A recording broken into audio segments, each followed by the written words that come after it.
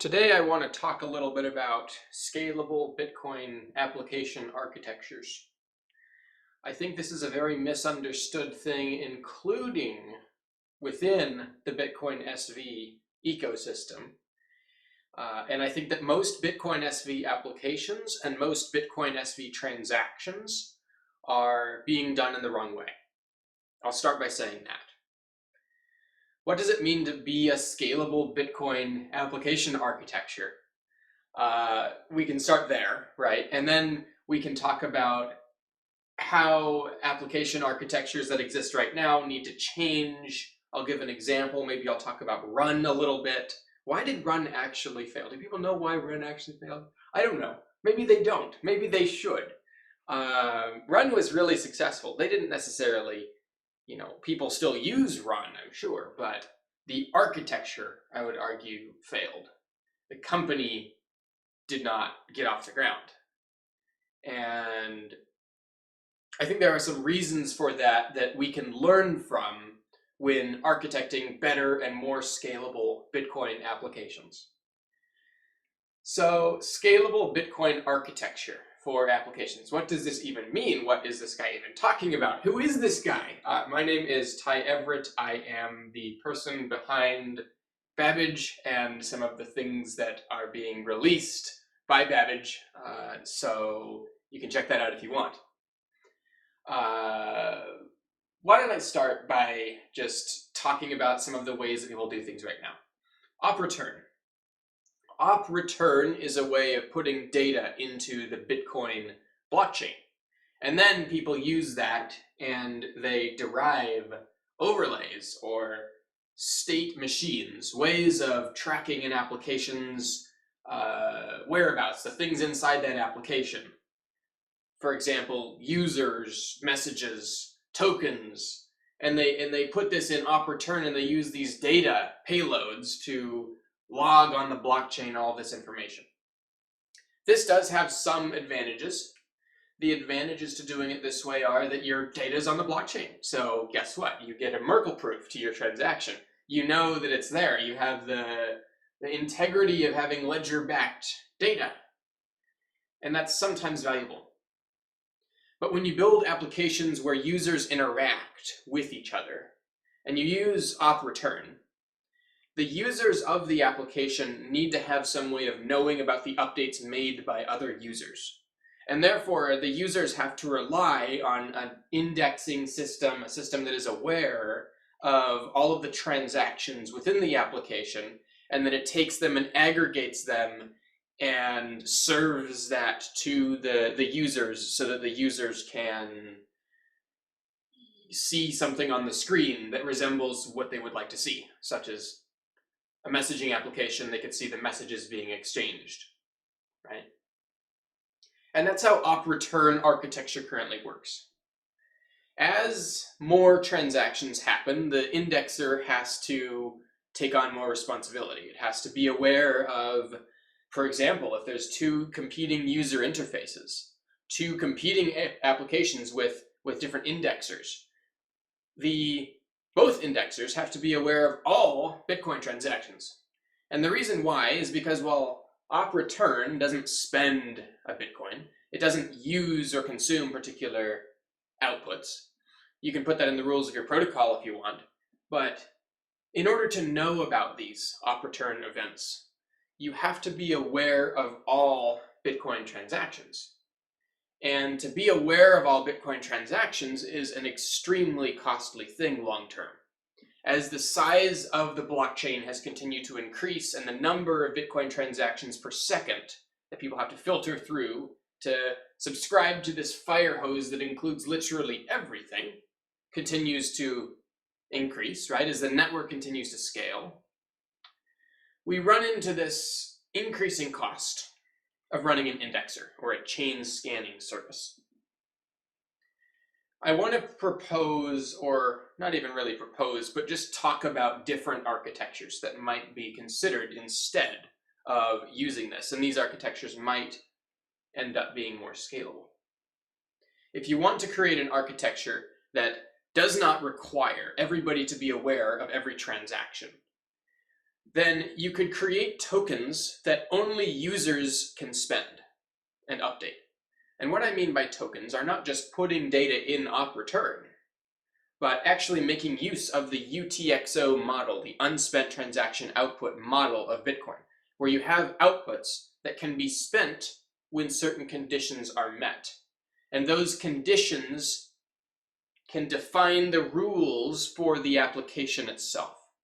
So if you have spending conditions on your transaction output that only a certain user can actually update, or if you make it so that the only way to update a transaction output and spend it is to create another transaction which contains the same output, maybe with a little difference, maybe the change that was made, then you can start to not need to be aware of everything. As a user of this application, I know the outputs that I have, the ones that are locked to me or to my friends, my people that are close to me. And when somebody creates a transaction that spends an output that I have, maybe suppose there's a group messaging system, and it's defined in this way. We have a transaction output that represents the thread of messages in this group messaging system. And whenever somebody wants to send a message, they spend the output, and the script code in the output enforces that a new output is created as part of this transaction that any of the members of the group can then spend again to send the next group message, right? So suppose I have the output, or the thread. I have one of the outputs that is in this thread, and this is what I see as the current state. And I go to spend, and it says, that's a double spend, right? It would say that because the miners are the ones that are keeping track of who can spend what outputs, which outputs have already been spent, which outputs were spent first, which transaction came first. These are things the miners actually tell us. And so when a UTXO is used as part of an application state management system, everybody has to know the current state before they can update it. If I go to update state and I don't have the latest output, for example, because somebody else has done something that I'm trying to also do, maybe I'm trying to make a certain change, somebody else has made a conflicting change, well, the miners are going to decide which of those transactions came first, and the one that didn't, in this case it's mine, is going to be rejected as a double spend. Miners, in their full form of Bitcoin, are going to provide broadcasters with information that proves the existence of a spending transaction when a double spend is attempted. At least when it's a non-malicious double spend. So, I try to spend. The miner says, no, that's a double spend. Here's the transaction that you're probably missing that you don't know about, right? So, in a well-designed application architecture, the person who spends would also notify the other members of the group messaging system that there has been a spend, and that way they can stay updated. But in this case, suppose I was offline or something happened where I wasn't aware. Well, now the miners are going to make me aware because I can't update it any longer. So my state is reconciled and synchronized with the state of the application and the state of the other users and the state of the entire Bitcoin network because the UTXOs that I, as an individual user of the application, care about are synchronized. And when they are synchronized, we have the ability to be scalable. When I exchange UTXOs with my peers directly, I don't need a chain scanning system. I don't need an indexer. I don't need to trust that this indexer didn't omit something. I don't need to be aware of everything because I deal with the people who I am interacting with. I send transactions to them, I receive transactions from them. The tokens that I care about, tokens being things that represent something of value. The UTXOs, the outputs of transactions in the UTXO model of Bitcoin, are available to me. And I can define my application architecture in such a way that things are peer-to-peer. Things update when they need to. The system scales. Because each individual user if they're honest, has access to the latest state that they need without needing to be aware of everyone else's information. There's no creating an op return that contains some data, conforms to some protocol, makes some update, and then I need to trust an indexer to be aware of it. Because in this model, in the UTXO model, in the Bitcoin model, people spend things to update them. If a change is made, it's made because the UTXO has been spent, and it has been spent according to the rules of the output script that I know about. And therefore, I can know the rules by which state in an application is updated. And when I know those rules, I don't have to be aware of everything. And even when I know the rules of an op return protocol, I have to trust that an indexing system is reflecting and implementing them properly. Because that indexing system could omit a transaction. You know, maybe they didn't see it. There's a trillion transactions and one of them did something and it wasn't properly implemented. The miners enforce the ordering of UTXO-based operations. When I consume an output and then when I consume an UTXO and then make it as an input and have a transaction with a second output, there's no ambiguity about the ordering of that UTXO chain, which output came first, because when I spent it, I had to make reference to the out point from the old one. So therefore, the deterministic ordering of UTXOs is enforced by the mining network. State can be arrived at individually by the peers for the tokens they need within their applications. And if you define your architecture in this way, then you have a scalable system, and you have a system in which all of the users are aware of all of the rules that define the actions they and others can take, as well as them being aware of all the tokens that they as an individual need, or may be willing to, maybe sort of, interested in spending, right? If I have a chat application and I have a bunch of conversation threads and they're all represented by UTXOs, and then somebody sends me a message, now I receive that incoming message, now I see that somebody told me something. In order for me to respond, I need to acknowledge the existence of the message they have sent me. That's the power of being able to negotiate. Imagine negotiating a business transaction. First you speak, then you say something else. In order for me to respond, I speak. I have to spend the transaction output that you created, because that's the thread. I can't go and do another one. I can't, oh no, I didn't see that, sorry.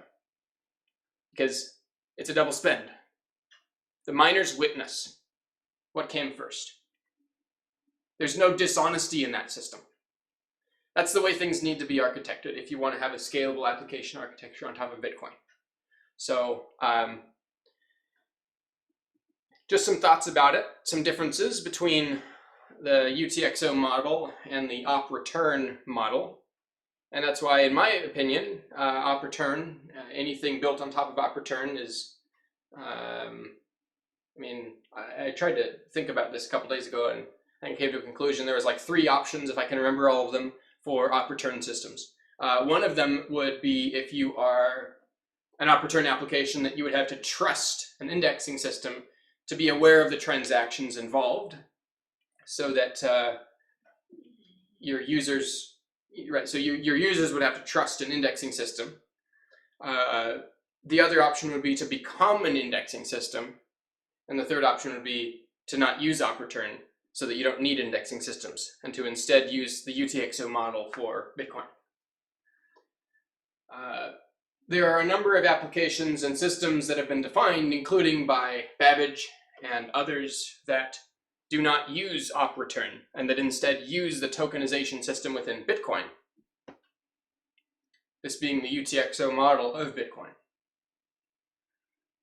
These systems include a to-do list application which makes use of UTXOs that represent to-do list item tasks and allow for the user to lock up a number of satoshis into the to-do list item, and then when they've completed it, when they click a little check mark on the checklist, then they get the satoshis back. They unlock the token, they spend it. Now they get their satoshis back. Spendable token, right? And UTXOs that represent more advanced systems, more advanced token types, including group messaging systems, as I've described here, are most certainly possible. And we're working to implement a number of different UTXO-based tokenization schemes in different contexts. But I believe that's all I have to say in this video. I just wanted to describe a little bit about scalable application architectures on Bitcoin. So thank you for taking the time.